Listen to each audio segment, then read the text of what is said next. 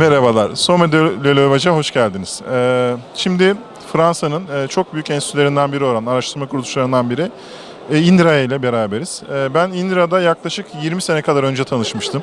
Avignon'da staj yaparken. O zaman adı Inrae'ydi. Şimdi bir bilgi aldık. Başka bir enstitüyle daha birleştirmişler ve adı Inrae olmuş. Çok önemli, çok ciddi araştırmaları olan bir kuruluş. Öncelikle tanıtalım. Merhabalar. Hi. Hi, So what's your name? my name is Sabrina Gasser. I'm manager in communication at Inrae. And also, bir de bir misafirimiz daha var, projeyle ilgili bir bilgi verecek. Dominique Pommiers, I'm an engineer and I work on dairy farming systems. Okay. İlk başta Inrae ile ilgili kısa bir bilgi almaya çalışalım. So, how many persons are working in Inrae? Could you give me some kind of a brief information? Yes, Inrae is a French national research institute for agriculture, food and environment.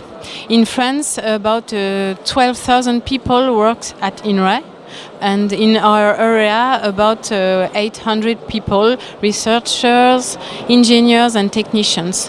Şimdi bir de Mert'ten soru alacağız. Sor bakalım. How many people work in Inrae in all 50 countries?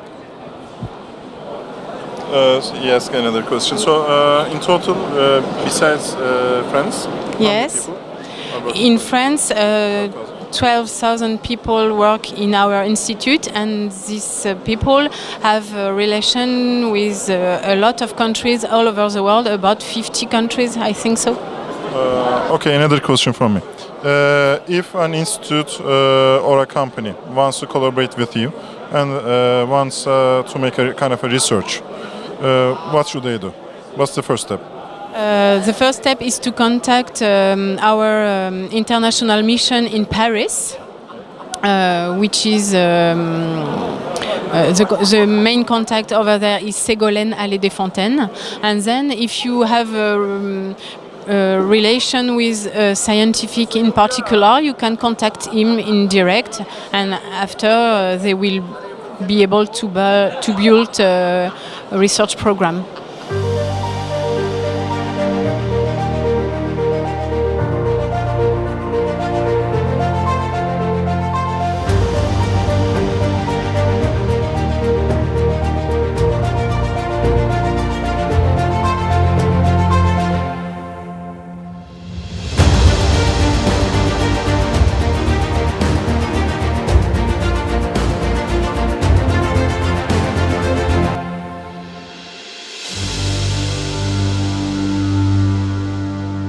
Şimdi Inrae'dan Dominik'le beraberiz tekrar. Dominik bize bir projeden bahsedecek. Biz normalde biliyorsunuz hani ineklerimizi yemle besleyelim, otla besleyelim, silajla besleyelim. Burada farklı bir sisteme geçmişler. Nedir bu farklı sistem? Sade otla besliyorlar. Sade doğal ürünlerle besliyorlar. Bu konuyla ilgili bir bilgi almak istiyoruz. Hello Dominik. So, in this project, the name is Coccinelle Ladybird in English, we try to build a more sustainable dairy system in mountain area in the Massif Central, near here. Yani özellikle dağlık bölgelerde, yani bizim işte 5, 10, 15 hayvanı olan çiftçilerimiz için konuşuyorum. Yeme para verelim, işte yem fiyatları biraz yükseliyor biliyoruz, maliyetler yükseliyor. Hem bunları biraz uygun hale getirebilir miyiz hem de doğal, yani hiçbir katkısız bir süt, peynir üretebilir miyiz, onlarla ilgili çalışıyorlar. What are the first outcomes of the project? First, it's to show it is possible to have another kind of system, of dairy system, without inputs, without concentrate, only based on forages, on a grassland, on natural grassland in mountain area. Perfect. Did you get the first results on the dairy production compared to the first system? What are the initial results?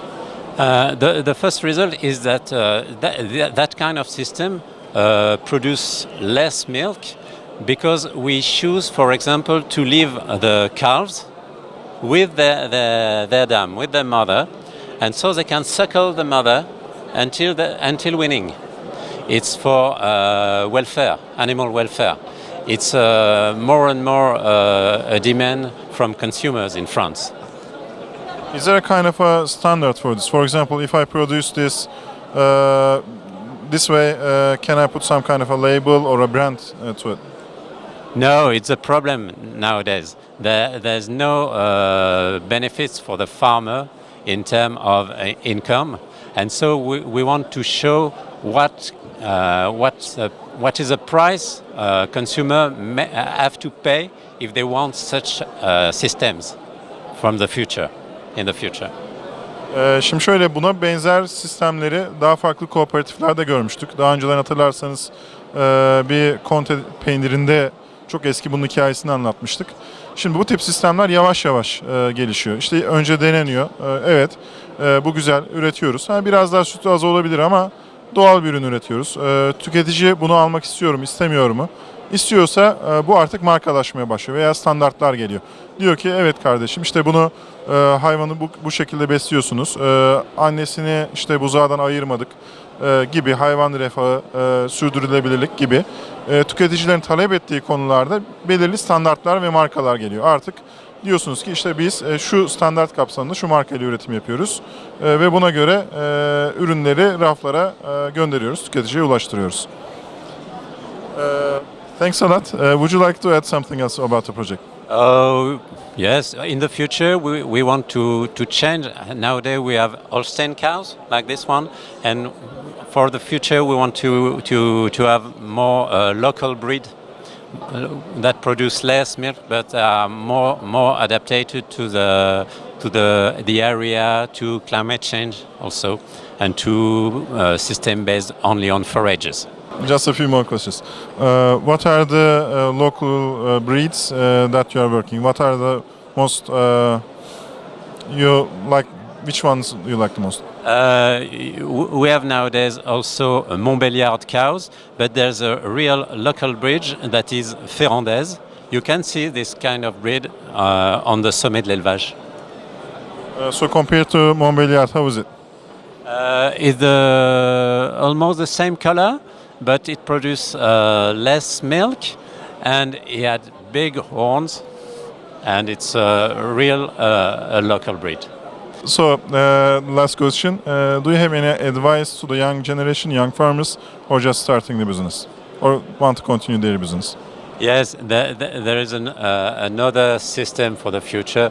I think new farmers can think to new systems, less productive and less connected and more connected with the environment. Thanks a lot. Merci beaucoup. Thanks.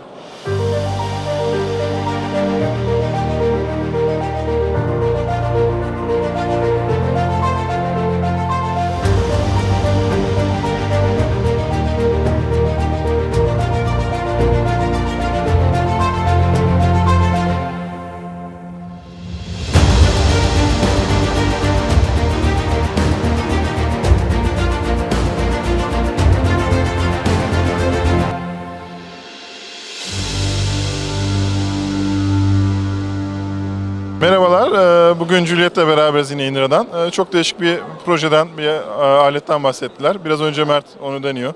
Çok beğenerek kullandı. Şimdi Juliet'e şunları soracağız. Nedir bu? Ben tam anlamadım. Hello Juliet.